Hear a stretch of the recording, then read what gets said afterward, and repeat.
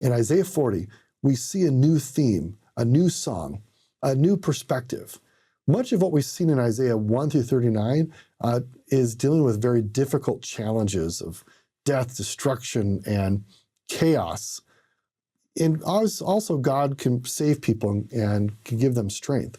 But just a lot of challenges in Isaiah 1 through 39 of what the people are dealing with.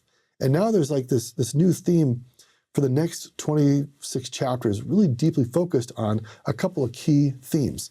If we look specifically at verse 1 in Isaiah 40, this kind of gives away the whole purpose of this portion of Isaiah. Comfort ye, my people, saith your God.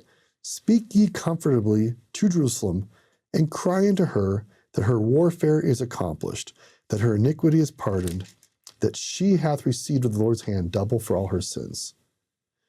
The voice of him that crieth in the wilderness, prepare ye the way of the Lord, make straight in the desert a highway for our God.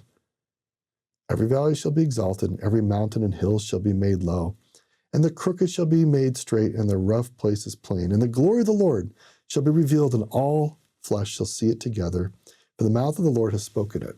So we see this turn from the punishments and the challenges of what happens when people don't keep the commandments, that they're going to be destroyed or taken into captivity. And God is saying, that's not going to be permanent.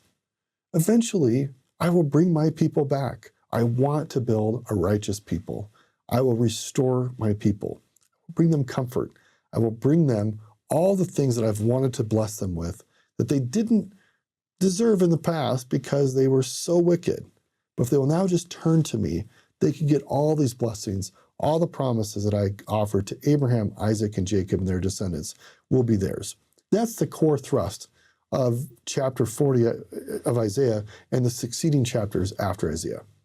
Now, let me just point out a couple of ways that might help you as you study Isaiah. First of all, we've talked in the past about parallelism. Prophets often spoke in poetic parallelism where one idea was stated and then repeated in an amplified or a contrastative way. And if you look for how phrases are repeated, we can see this in verse 6.